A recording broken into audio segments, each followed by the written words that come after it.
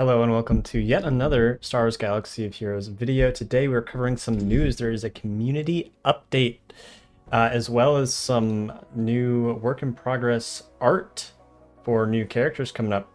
So yeah, let's get into it. All right, so this is for Balin's Skull. They're adding the Mercenary tag, so I'm just gonna do a TLDR basically.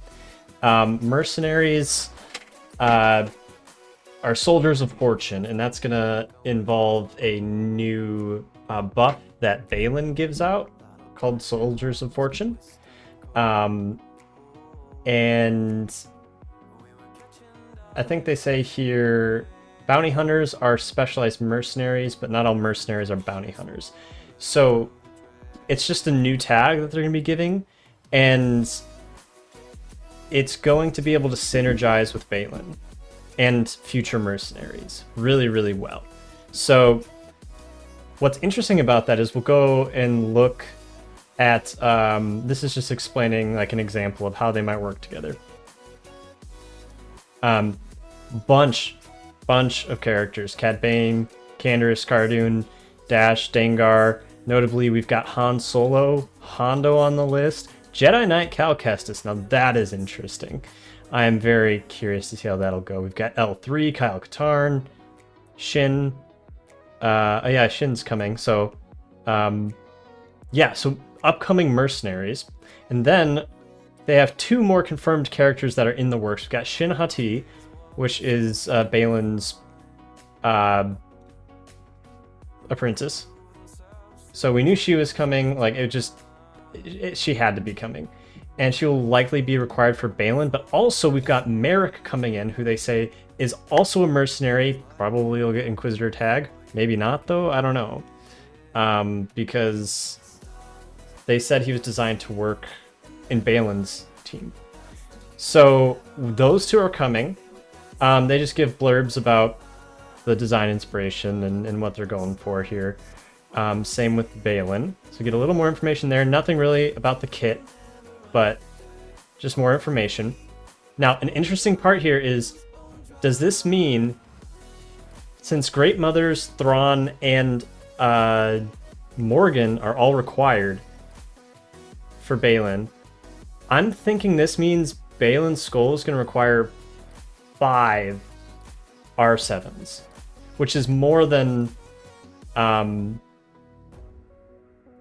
what's her face, Mando lady, Bo-Katan. Bo-Katan Mandalore required 4 R7s, 1 Journey Guide character in BAM, and 3 Marquees. We have 1 Journey Guide character in Thrawn, and now this looks like it'll probably be 4 Marquees. So up in the ante on what we're gonna need, but since these two are still in the works, and by reading the blurbs here, it sounds like Shin is further along than Marrok, so I'm guessing we'll get a Shin and then a Marrok. But I'm guessing that Balin is still quite far away, and we might get Balin like around the same time as Ahsoka, but it'll be interesting to look at. Continuing on, some GL Ahsoka stuff. She will be a tank. Balin also will be a tank, by the way. She's going to be a tank. It's subject to change. She's trying to be like a control type character, so I'm not really sure how that's going to go. But I'm thinking like a better version of Jedi Master Luke, maybe. This is just talking. You can go read it about how they prepare for characters and especially Galactic Legends. This, the Punishing One, Dengar's ship, which if you already have Executor, you have a Relic 5 Dengar. This ship, his Jumpmaster 5000, it's called the Punishing One, is meant to provide another option for the Executor fleet. Adding the Punishing One to the starting lineup of the Executor fleet should help the fleet perform better against most matchups. Leviathan will remain a difficult matchup, but Executor should be able to hold more consistently against everyone else. Okay, what does this mean? This means they were looking for a way, we don't want to devalue the meta fleet. So is this going to help against Leviathan? Maybe a little bit, but Executor's been really rough against Leviathan. But this is meant to turn it back into a defensive stalwart. What that means is I'm guessing your First Order, not going to work anymore. Maybe your Chimera, maybe it won't work anymore. It's kind of hard to imagine like a Chimera or a Negotiator with the Marauder not working. They're just so powerful, but it could box out some of those off-meta counters to Executor. Like, you might just need Profundity to get through it. That'll be really interesting too. I'm curious to see how it'll hold up against a Profundity too, right? Because Profundity's always been able to just dunk Executor, but we'll see. And they're talking about it like it's almost ready to release. Like, they're giving us what it's supposed to do. I think this is coming soon. I think this is the ship that we've been waiting for. Not a new fleet, but a lifter unit for Executor.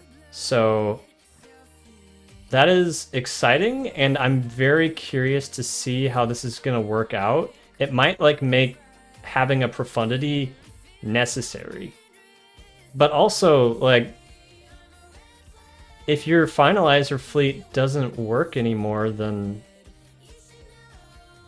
what's it useful for, right? And if you can't beat Executor with Chimera anymore, like, I don't know. I feel like this is trying to solidify the ship meta, and without like shaking it up completely, and really reward people for getting Executor.